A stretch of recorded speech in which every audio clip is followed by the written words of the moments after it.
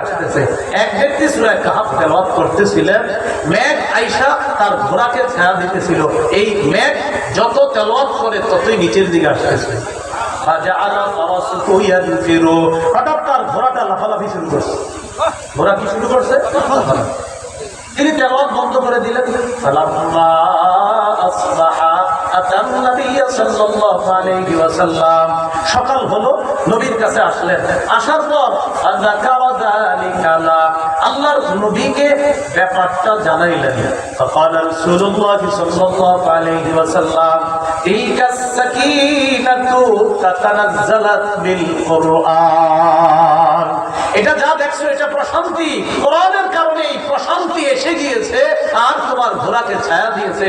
মুসলিমের বর্ণনা, নবী অন্য সাহাবীকে বলেন, হুসাইন ইবনে হুসাইন রাদিয়াল্লাহু তাআলা আনহুকে বলেন, তুমি যদি ফজর পর্যন্ত তেলাওয়াত করতা তাহলে এই যে মেঘ দেখলা, আসলে এগুলা মেঘ না, মেঘের মধ্যে কি দেখছো? হুজুর ফিহা আমসালুস সুরুজ, বাতির মতো দেখেছি, লাইটের মতো। নবীজি বলেন, ওই যে বাতি বাতি তোমার কাছে মনে হয়েছে, তারপর আমি তেলাওয়াত বন্ধ করে দিয়েছি, এটা আস্তে আবার উপরের দিকে উঠে গিয়েছে।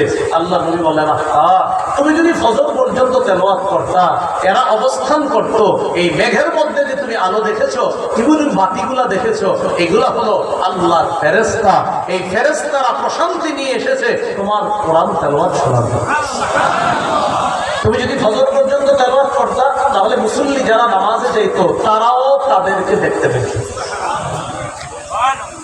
এ হলো, বলেন মৌখিক ইবাদতের মধ্যে একটা কি? কোরআন তেলাওয়াত। বলেন সবাই বলেন কি করা? কোরআন তেলাওয়াত। আচ্ছা, এবার আরেকটা মৌখিক ইবাদত একটু বলি, দোয়া করা। চুপে চুপে বিনীত হয়ে আল্লাহর কাছে বেশি বেশি দোয়া করা। কি বললাম? চুপি সারে বিনীত ভাবে আল্লাহর কাছে বেশি বেশি দোয়া করা।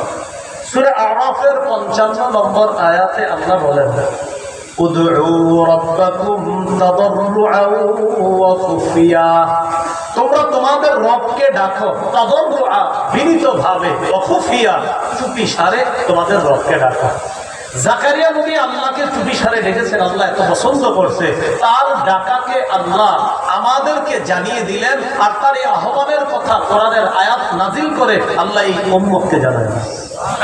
সূরা মারিয়ামের 3 নম্বর আয়াতে আল্লাহ বলেন, ইয নাদা রাব্বাহু নিদাআন খাফিয়া, জাকারিয়া নবী যখন তার রবকে চুপি সারে ডাকলেন।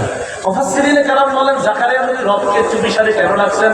আমি আরবিটা বলবো, বাংলাটা সবাই মিলে অনুবাদ করবো, বলেন ইনশাআল্লাহ। আগে আরবিটা বলি, দেখেন কি বলে মুফাসসিরিনে কেরাম।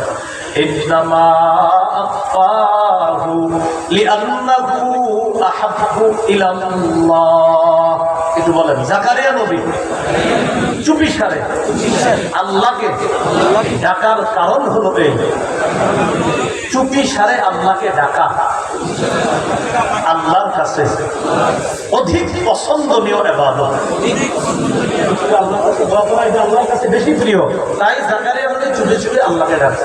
এজন্য আপনারা এখানে তো দোয়া করেন, ঠিক আছে, চুপে চুপে একটু দোয়া করবেন, বলেন ইনশাআল্লাহ। চুপে চুপে দোয়া করবো তো ইনশাআল্লাহ, একটু চুপে চুপে আমরা দোয়া করবো। সহিহ মুসলিমের একটা হাদিস শুনেন, قال رسول الله صلى الله عليه وسلم اربعوا على أنفسكم, নবী বলেন তোমরা তোমাদের নিজেদের প্রতি সদয় হও, আল্লাহকে চুপে চুপে তোমরা ডাকবা, আস্তে আস্তে বিনীত ভাবে ডাকবা।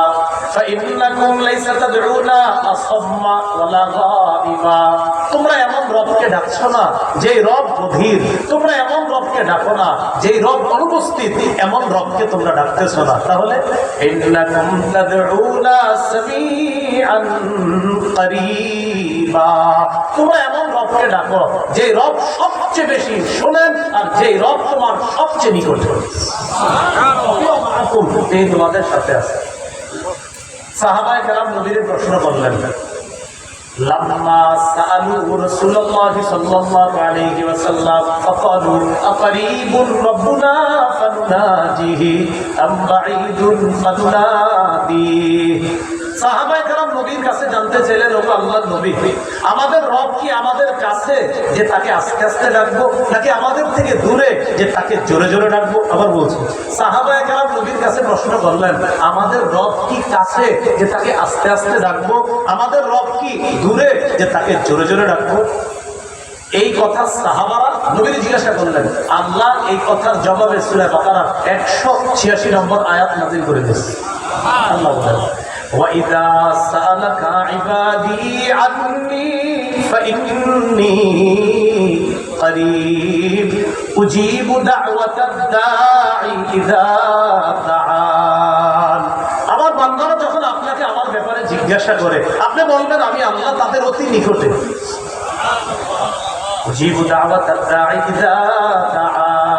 আহ্বানকারীর আহ্বানে আমি সাড়া দিই। সুবহানাল্লাহ।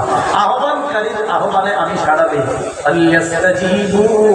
অতএব বলেন, অতএব তারাও যেন আমার ডাকে সাড়া দেয়।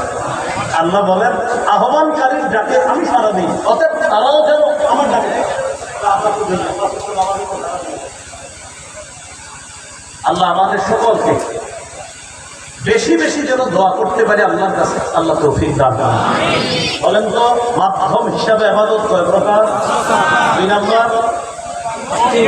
ওকে, 2 নাম্বার মৌখিক ইবাদতের 1 নাম্বার শ্রেষ্ঠ ইবাদত লা ইলাহা ইল্লাল্লাহ। 2 নাম্বার 3 নাম্বার কি করা? বিনীত হয়ে চুপি সারে বেশি বেশি দোয়া করা। চাচা বলেন, চুপে চুপে জিকির করা। খালি কিন্তু বাচ্চা বের হইতেছে প্রকারের, এই জন্য কলম খাতা থাকলে এগুলো লিখে রাখলে আরো সুন্দর হইতো। আপনারা যারা রেকর্ডিং করছে যে আমাদের আলোচনা, এরাও এক মুশকিল, পুরো আলোচনা থাকবে না। পুরাটা দিলে যদি আপনারা লিখে ফেলেন, আর লিখলে তো আপনি শুনবেন না, এই টেনশনে এরা দেয় না পুরাটা। হ্যাঁ, পুরাটা যদি দেন তো আপনারা তো লিখে ফেলবেন পুরোটা, আমি বলবো আপনি দেখবেন, এই জন্য এরা দেয় না, আমার মনে হয়। এখন পুরোটা যায় বাকিরা দেয় না। 4 নম্বর চুপে চুপে জিকির করা, চুপে চুপে জিকির করা। সূরা আরাফের 205 নম্বর আয়াতে আল্লাহ বলেন, ওয়াযকুর রাব্বাকা ফী নাফসিকা তাদাররুআন ওয়া খীফা ওয়া দুনাল জাহরি মিনাল কওলি বিল গুদুবি ওয়াল আসাল ওয়া লা তাকুম মিনাল গাফিলিন। ওয়াযকুর রাব্বাক, তুমি তোমার রবকে স্মরণ করো, ফী নাফসিকা, মনে মনে। সুবহানাল্লাহ, মনে মনে। সবাই একটু মনে মনে স্মরণ করেন। আল্লাহ বলেন, করছি, বলেন বলেন, সবাই করছি। হাদিসে কুদসির মধ্যে আল্লাহ বলেন, ইযা যাকারানি ফি নাফসিহি, আমার বান্দা যদি মনে মনে স্মরণ করে, যাকারতুহু ফি নাফসি, আমিও তাকে মনে মনে স্মরণ করি। আমরা করছি, আল্লাহ করছি। ওয়াযকুর রাব্বাকা ফি নাফসিকা, তুমি তোমার রবকে স্মরণ করো মনে মনে। তাদাররুআন ওয়া খীফা, বিনীতভাবে, ওয়া খীফা, ভীতি নিয়ে, ভয় নিয়ে। দুনাল জাহরি মিনাল কওল, অনুচ্চ সুরে, বেশি আওয়াজ করবা না। বিল গুদুবি ওয়াল আসাল, সকাল সন্ধ্যায়। ওয়ালা তাকুম মিনাল গাফিলিন, গাফেলদের অন্তর্ভুক্ত হয়ো না। আল্লাহ আমাদের সকলকে, আমরা যেন একটু বেশি বেশি জিকিরও করতে পারি। মাঝে মাঝে আমরা তো এই যে এখানে সুবহানাল্লাহ পড়তেছেন, এটাও জিকির। মাঝে মাঝে আমরা একটু চুপি সারেও জিকির করবো। আল্লাহ তৌফিক দান করুন। করবো তো ইনশাআল্লাহ।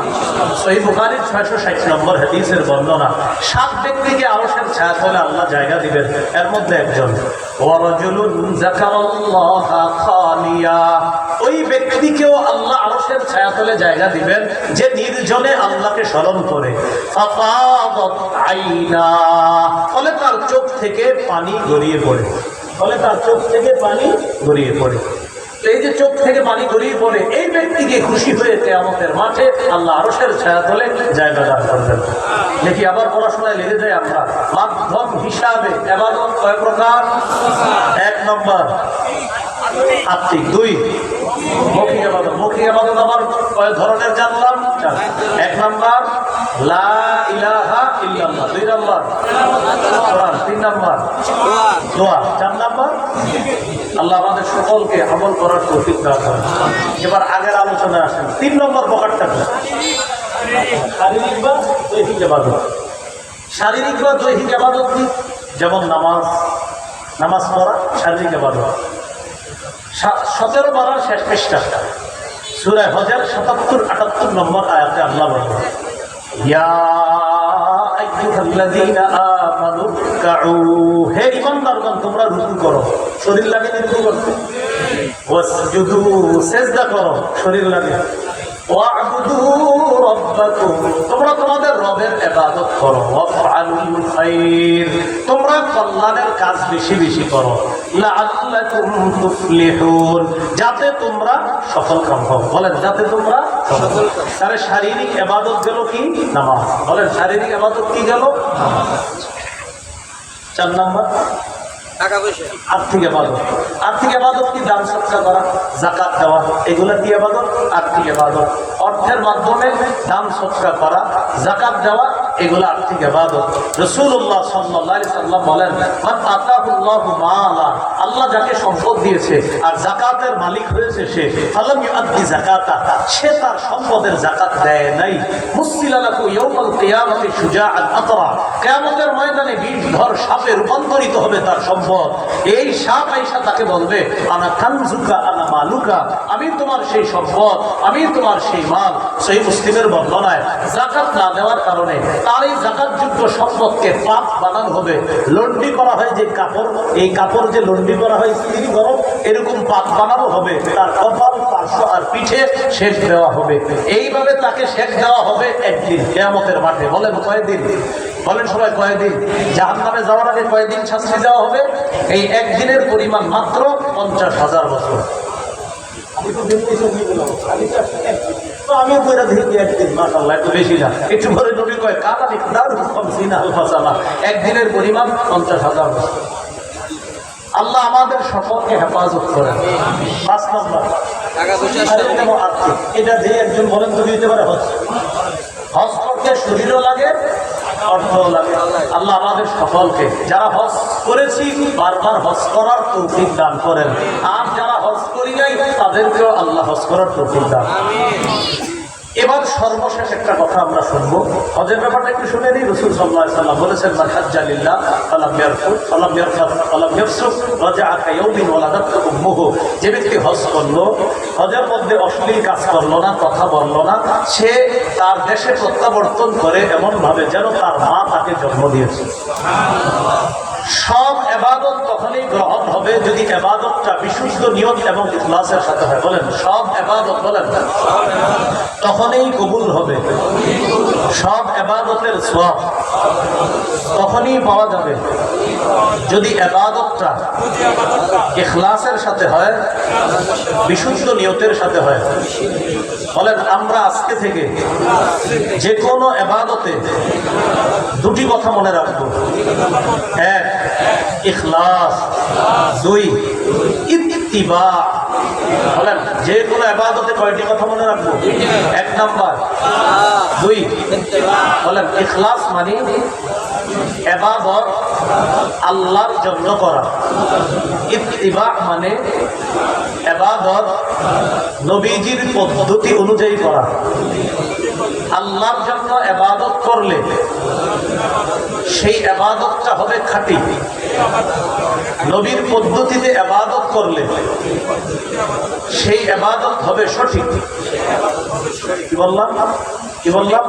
আল্লাহর পদ্ধতিতে আল্লাহকে খুশি করার জন্য ইবাদত করলে সেটা হবে খাঁটি, নবীর পদ্ধতিতে ইবাদত করলে সেটা হবে সঠিক। বলেন কোন ইবাদত যদি খাঁটি এবং সঠিক হয় সেই ইবাদতই আল্লাহ কবুল করবেন। তাহলে যে কোনো ইবাদতে কয়টি কথা মনে রাখবো?